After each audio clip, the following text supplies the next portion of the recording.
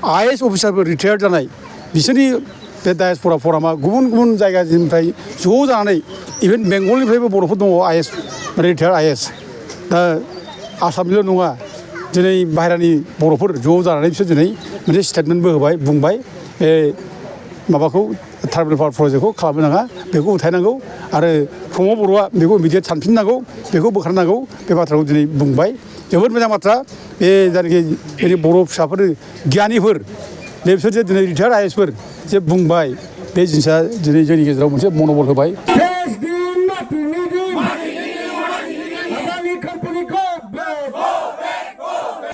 आसामनि गिबि मन्थ्रि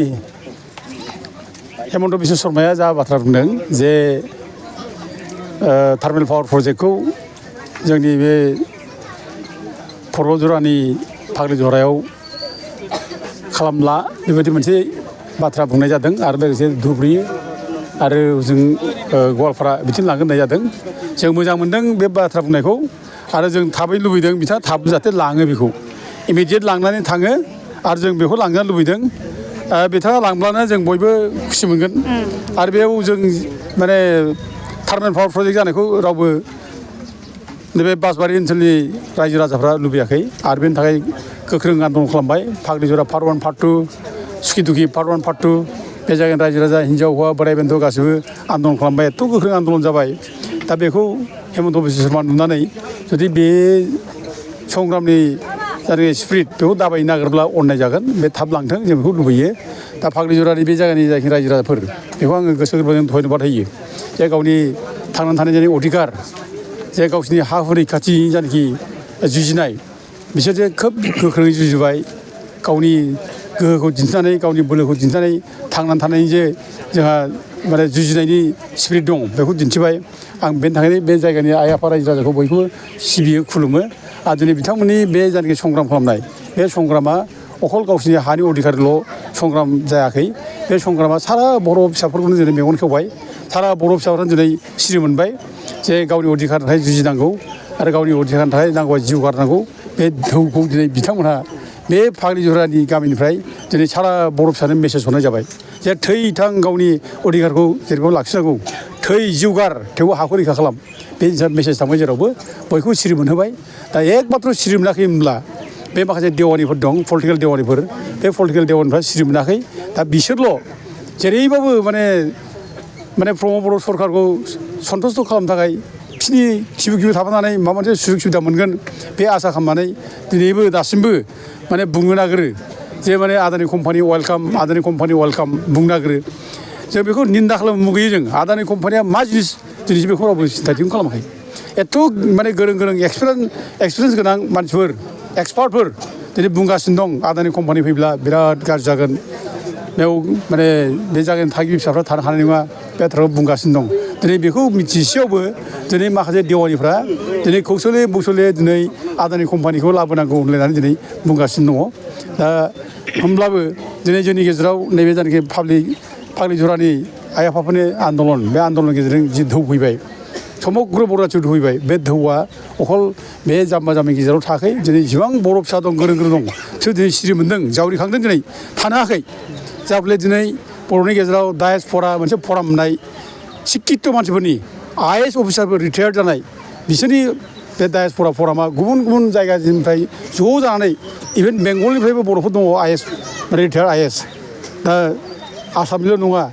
दिनै बाहेरानि बर'फोर ज' जानानै बिसोर दिनै मोनसे स्टेटमेन्टबो होबाय बुंबाय बे माबाखौ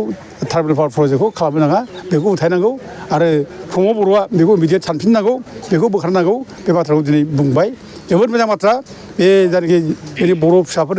गियानिफोर बे बिसोर जे दिनै रिटायार ISफोर जे बुंबाय बे जिनिसा दिनै जोंनि गेजेराव मोनसे मन'बल होबाय थुलुंगा होबाय आरो नै फाग्लिजरानि जायनाखि आन्दलन बे आन्दलनानो दिनै जायगा दिनै मोनसे अरबायदि थुब्लाव जोंनानै महर मोनबाय पानिजानियावबो मोनसे अर जोंनाय जों नुबाय दाखालि पानिजानियाव बयबो बुंबाय आदानि कम्पानिनो जों जायगा होआ होनना बुंबाय बिनिनो मोनसे रिएक्सन बिनि धौ अर थुरा बे आरो बे अर थुरा जेरावबो जोंनांगौ जेरावबो आरो बर' हारिनि गेजेराव सिरिमोननाय लाबोनांगौ आरो जों जेरावबो खुनु जायगायावनो जोङो आदानि कम्पानिनो हा होआ आरो दिनै बे अर थुराखौ जुदि बुजियाखैब्ला बे प्रमद बर'मोना बे प्रमद बर'आ दिनै एबार फैगौ इलेक्सनाव बिनि जेननाया निर्घात बे जेनगोन बे आरो जों रायजो राजाफ्रा बयबो बेखौ होख्रांनांगौ दिनै बर' फिसानि दुखु दाहाखौ बुजियाखै बर' फिसानि मेगन मोदैखौ बुजियाखै दिनै गोबां बर' फिसा दिनै न' बां ओंखारजाबाय गाबगासिनो दङ दिनै गोबां बर' फिसा दिनै आदानि कम्पानिनि हा लानो फैनो नागिरनायाव बेसेबां माने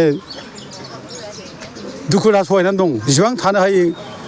ओंखामाव माने ओंखाम मोनजाया उदैयाव ओंखाम गैया मेगन माने माबा उन्दुनाय गैया बे अबस्थायाव दङ दिनै बेखौ बे प्रमद बर'आ सिन्ताखौ खालामाखै दा बेल' नङा दिनै गोबां जायगायाव बिदि जागासिनो दं हाग्रा ओनसोलावबो बिदि जागासिनो दं जाय मानसि थागिबि बर' फिसाफोर बिराद बोसोर थाबोनाय जायफोरनो NOC होखाबाय माने SDLCआ साब डिभिजनेल लेभेल कमिटिया दा DFO